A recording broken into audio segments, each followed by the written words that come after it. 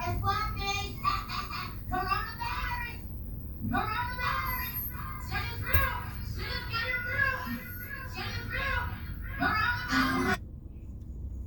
Okay, we're back with another coronavirus COVID Philly from your boy B Block. We're going to start this one off back down in West Kensington, even though I'm going to call this video Coronavirus North Philadelphia. But I want to relook at some of these areas that I missed down here so we could kind of see how this social distancing is working throughout the community, especially with our people that spend a lot of time hanging on the street, which again, I refer to those people as the street people. So we're starting off here on Kensington Avenue. I'm going to swing around a couple of corners, and then we're going to head on down to Cecil B. Moore, which was the old Columbia Avenue. And we'll pick the video up as we go along, traveling through those areas. So let's start our trip and see what we see. We're down here on Kensington Avenue, and I definitely gonna have to swing back around the corner so we can take a look at some of the stuff we missed in the last West Kensington. That's the train over our head. But I want to take a look at some of the things that we kind of missed on the last video. So you can see what we're seeing, and you can make your own opinion about how things are. You know, I'm not here to force my opinion on anybody. I'm just here to share what I see, basically, and maybe give some of my own opinion and give some commentary on the things I see. But like I was saying before, the strip just continues to seem to be the strip. You're going to see a lot of people out here just doing what they normally do. And you can just take a guess at what that is. Also today, I'm going to talk a little bit about the stimulus package, which I know most people are excited about this, but I'm going to delve into that a little bit with my own, of course, opinions. And you can form your own opinions. There we go. We're swinging back around the corner.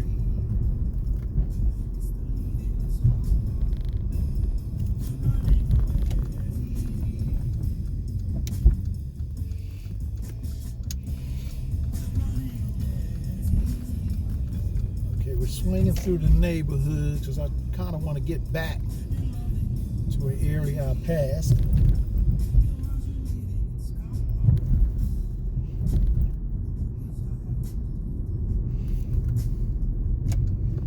It is a beautiful day out here today. It's somewhat sunny. The sun is fading in and out a little bit, but visually it's still a very beautiful day. Still a little chilly, but the temperature is supposed to pick up.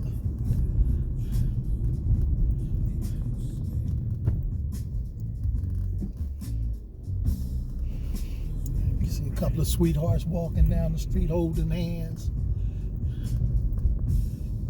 And across the street here, you can see one of these notorious parks for having a lot of people like hanging out in the street.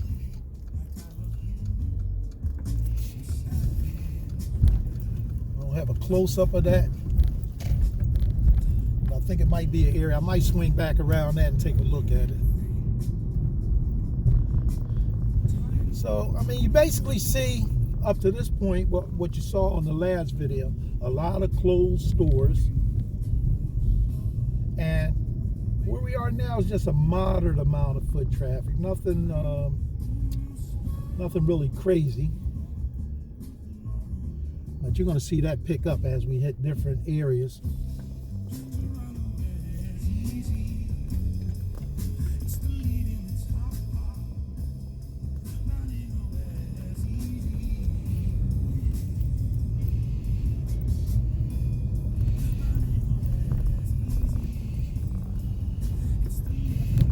So you may be starting to see a little of what, oh my gosh, that street is so filthy. Oh my gosh. We gotta go up broke that street loose. And as you notice, as you hit these corners, you know, there's no shortage of people. And it looks like the foot traffic is even picking up even more. Although there's just a modern amount of stores open, stores that normally don't have a lot of foot traffic, like a cell phone store. You know, you still got your people on the corner, chilling.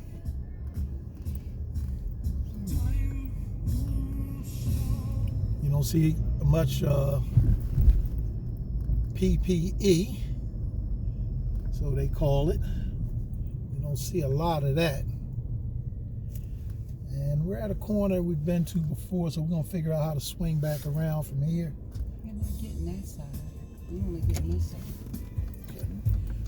We're going to see if we can turn back up Allegheny and come around.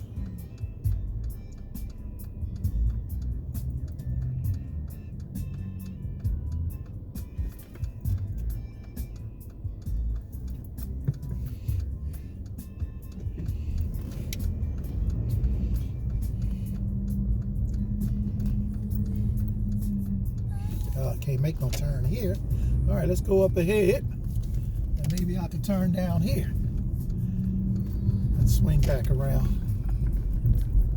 Yep, that worked out. So we're in like residential area. It was a little filthy around here. You don't see a lot of people on the street in this particular area, but we're going to find them.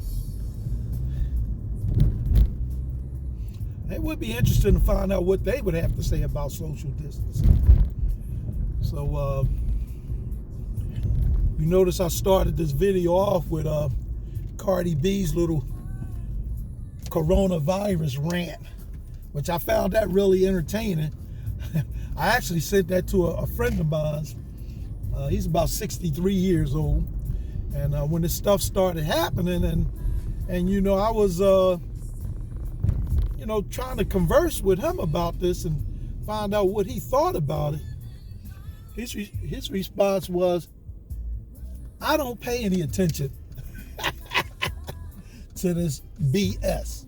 I don't want to use the exact language he used, but he specifically said, I don't pay any attention to this BS. So when I stumbled across that Cardi B rant about 3 weeks after asking him about this thing, I couldn't wait to send that to him.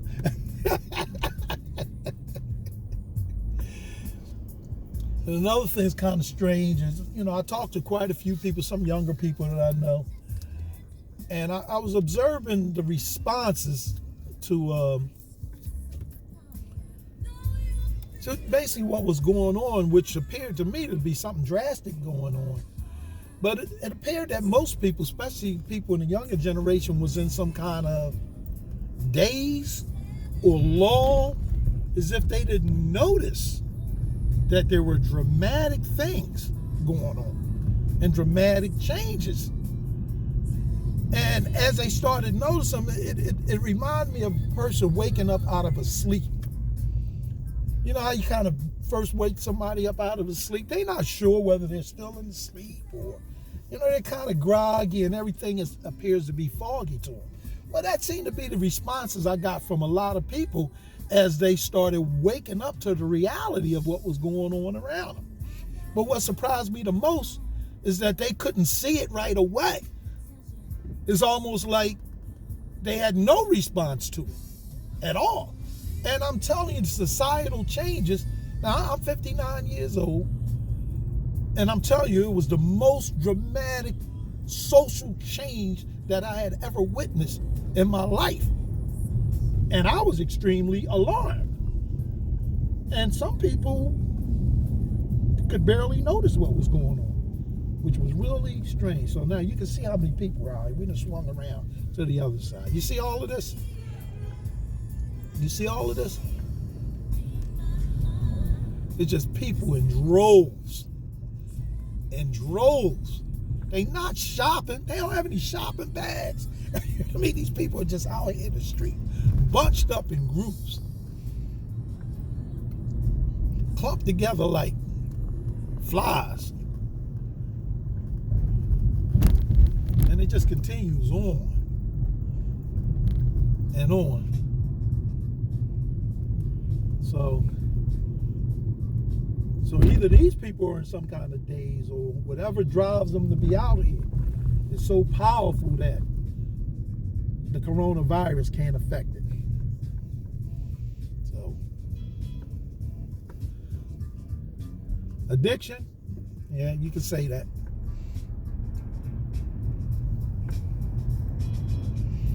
Addiction over health. So we're gonna take a little turn here. Go past this little park. This dude gonna walk right in front of the car. Okay, yeah, all right.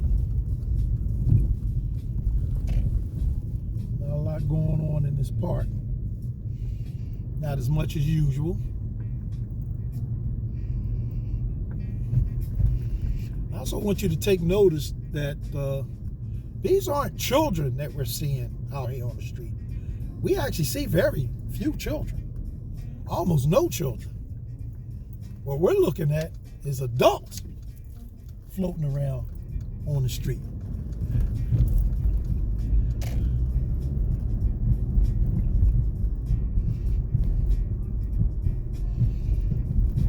Actually, I have yet to see a person under the age of 21.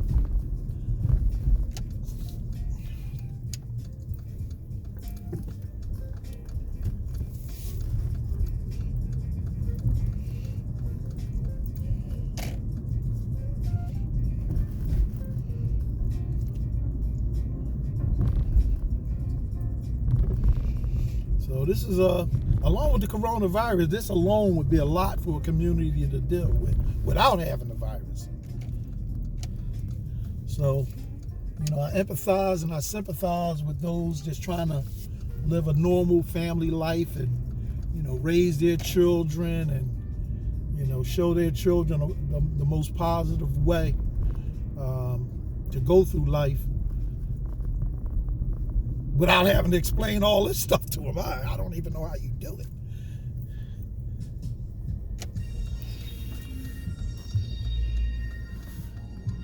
And then again, you can observe this corner, the amount of trash and debris. So obviously there's no type of cleanup program around here. So even though it's a community and a lot of people live here, apparently they're not involved in the upkeep or the cleanup of the area. And they're expecting somebody else to do it. And I can understand why, when you probably have so many people who are not even from your community, just hanging around in the streets of your community, littering and doing whatever they're doing.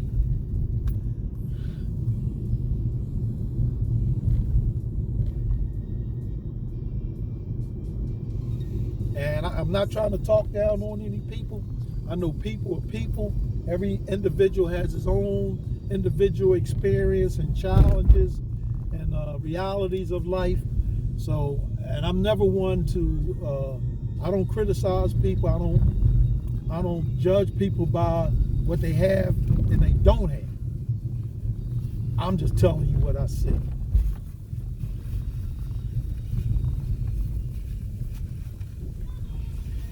This, in this area, what you'll also see is an enormous amount of police activity. So there, it looks like you might have an OD case because you have an emergency vehicle and police vehicles around a car. So there's probably somebody in that car experiencing some type of overdose situation.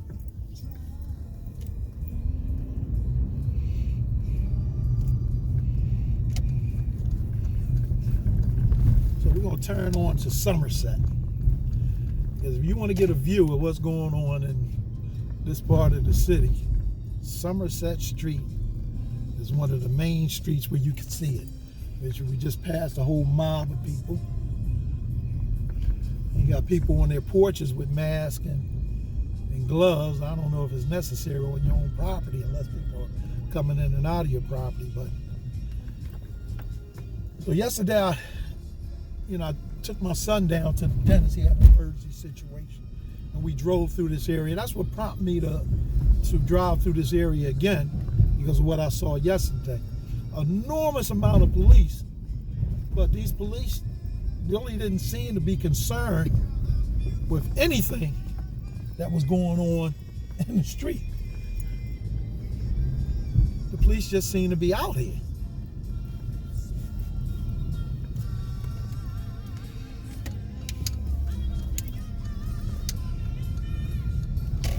I should have went back that way, Nuki. Let's see where this takes me to.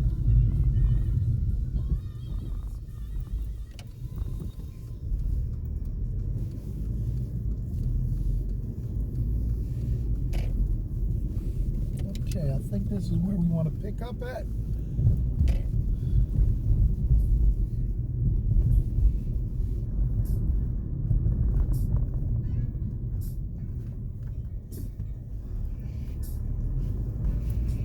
So we're going to get into this this stimulus package.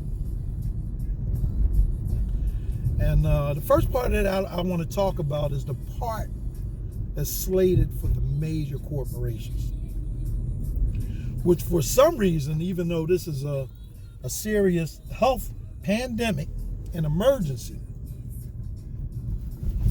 it appears that the funds, I think we might need to go back down. I think we done overshot where we was trying to go. Yeah, I think I did overshoot it, so we're going to swing back around. But the amount of money that they're slating for corporations, $500 billion. Now, corporations already rake in billions of dollars. Billions of dollars. And that money goes to bonuses and raises and salaries for the executives and for the shareholders, which are part owners, which makes sense. But what corporations don't do is they do not share their successes with the people who earn the money, which are normally the lower level employees, are the ones who do the majority of the work, the majority of the execution of the plans that these corporations have. They're the ones who collect the money, make sure the money keep flowing in, but they're not part of the profit sharing. So as a company increases in profit, the cashier or the nursing assistant or the insurance clerk or the office worker, they normally don't share in the success of these major companies. And if these major companies were truly concerned about their employees the way that they claim they are, instead of using that trick of recognition and acknowledgement by referring to their employees as heroes, they will be compensating them for the risk that they're taking right now. So there should be a major increase in their salary, because right now they're taking all the risks by continuing contact with the general public. So some companies are. So I know they were offering nurses that wanted to go to New York, they were offering them $90 an hour, Monday through Friday. And they were offering them $100 an hour for the weekends. But you're probably at a high risk of contracting the coronavirus. So, but they are at least giving them some kind of monetary compensation. I think Rite Aid has bumped their employee salaries up $2 an hour. So if you're a 40-hour employee, they're going to give you $80 to risk your life per week. So I don't know how that makes any sense. I don't know how that's a adequate compensation for the risk that these employees are taking, because that's a drugstore. So already the majority of their clientele is sick people. So now they got sick people coming in. They don't know if these people are sick from the cold flu or the coronavirus.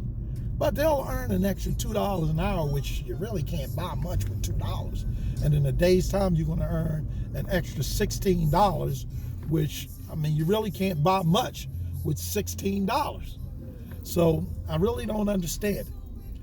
So in my view and in my opinion, if these companies truly care, as they say they do, about their associates, instead of calling them heroes, they should be compensated with all the monetary gain during this period of time if they are the ones on the front line continuing to accumulate wealth for this corporation. So the corporation should cease to worry about its own profits, because it's made enough profits to continue to exist. So it really doesn't need the taxpayers' money to help them to continue to exist their corporation, because they've already made billions. So why do they need our taxpayer money? Instead, they should sacrifice their earnings for what's supposed to be a brief period of time and compensate their employees who are actually on the front line, risking their lives to continue these businesses.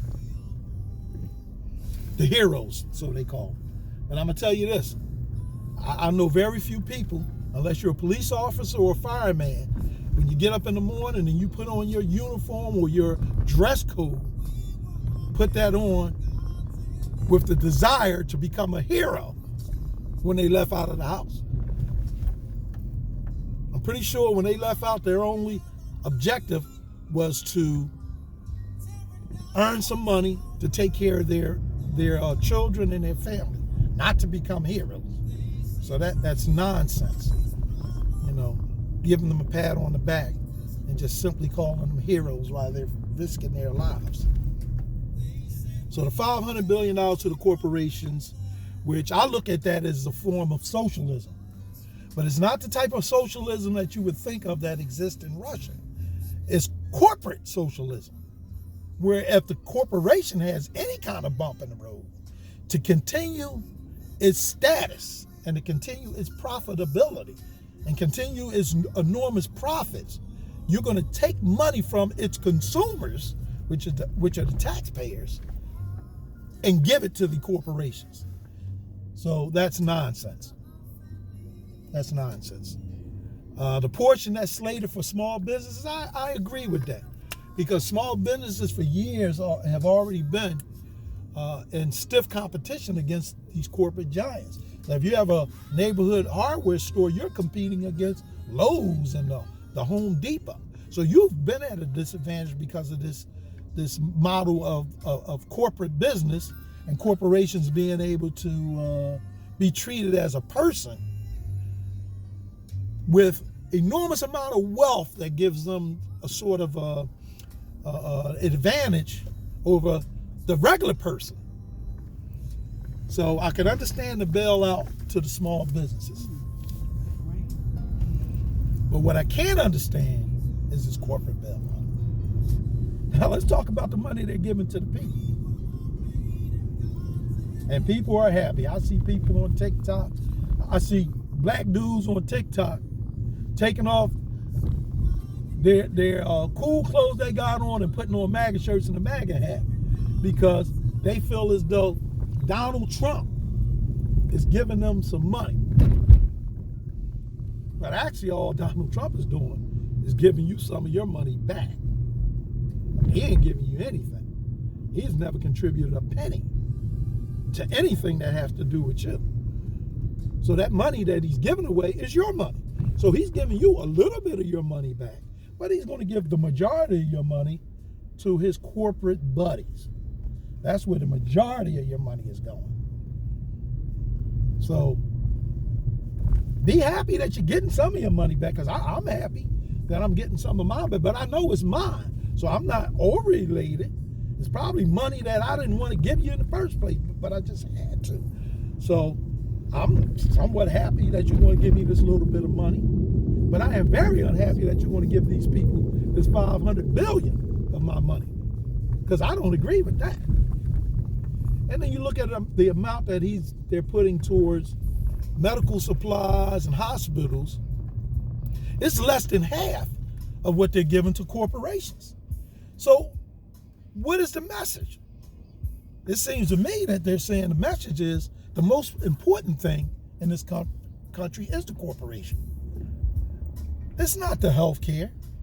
It's not the individual citizens. It's the corporation.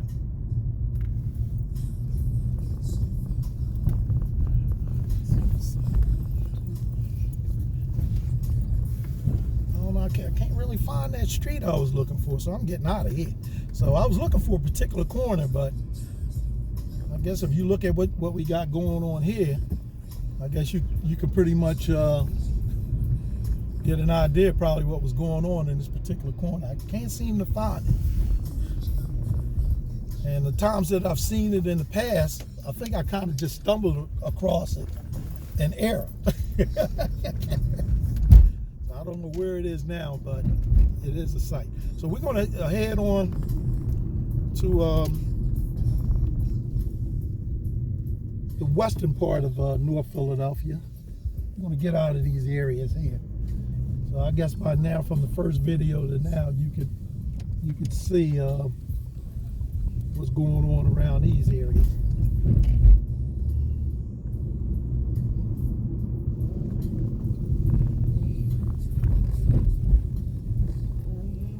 So, corporate bailouts. So I know everybody's happy, and I'm not going to deny. I'm happy. Between me and my wife, that's $2,400 coming into the house. We haven't lost anything because neither one of us are working right now. We're both retired, so we're not losing anything. But it is nice to get the opportunity, or to have the opportunity to get some of your money back.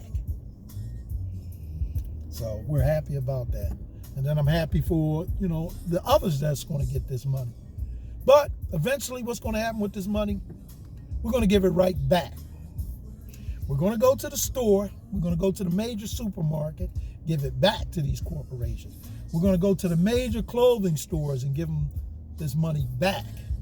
We're going to shop online from the major online services like Amazon. We're going to give these corporations the money right back. So if that's the case, why not give the whole $2.1 trillion to the people who make less than a certain amount? Because all they're going to do is give it right back to you. And what we know is not going to happen is when you spend that money at the top, it never trickles down. Trickle down economics it's like, it's a fairy tale. It's a myth. It's something that doesn't exist. When you give people money at the top, they're going to figure out some kind of way to keep that money in their pocket, and not 1 cent of that money is ever going to make it to the bottom. It reminds me of a movie that's on Netflix called The Platform. I know some people may have seen it, but basically The Platform is about this penal system. And in this penal system, the penal system is set up in levels. And this thing is 330 levels deep, I'm going to call it. I'm not going to say high because it actually goes down far. The way the people are fed in this penal system is that enough food is placed on this platform to feed everybody on all 330 levels of this penal system. But the ones on the top level get to eat first. And throughout the series of this movie, what you notice is that by the time this thing gets down, less than halfway, there is no more food left. So the ones at the bottom never get to eat. And it gets so bad to the point where they start to eat each other. Which is a basic or pretty close analogy of what you see in society, in the way economics and wealth and resources are dealt with now. That the people at the top get to enjoy so much of the resources that by the time it gets down to the bottom, the people are fighting over it. They're committing crimes. They're robbing each other. They're stealing from each other. They're stabbing and shooting each other. Basically because they're hungry. Because all of the resources, which is more than enough for everybody on the entire planet, are consumed and controlled by those at the top. And all of those resources don't make it down to those at the bottom. So, it's my ideas on the stimulus package. So we're headed down Lehigh Avenue now. I'm going to take this, and I'm going to try to hit Germantown Avenue, go across that, because the street I want to really take a look at is Cecil B. Moore, Columbia Avenue. Let's see what's going on up and down that area, because it's normally a very, very heavy, populated, with foot traffic area. Let's put it that way.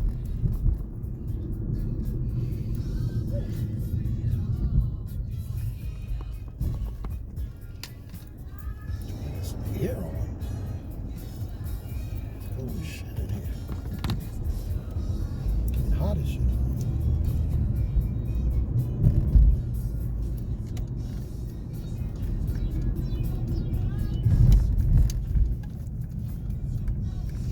Also, part of the stimulus package is to help people with unemployment, which unemployment has some problems with in the way that they compensate. But I understand unemployment is not intended for any long-term financial avenue for the citizens. It's just to get you from one job to the next. But because, you know, this situation is causing the unemployment, I agree with them, you know, extending it and actually giving out more benefits than they have in the past, and at least giving people, you know, a minimum amount. And the minimum amount that they're giving out, I believe, was what, about $950, $960 every 2 weeks, which for a lot of working people, that is going to be adequate. And for a lot of them, it's actually going to be more. It's actually going to be more than what they probably made. So I think that's a good thing.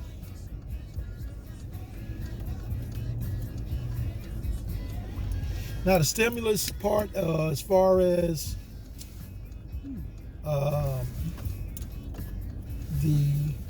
do they call it? No, you're not going to be responsible for the loan if you continue your payroll and benefits part of your function of your business for your employees.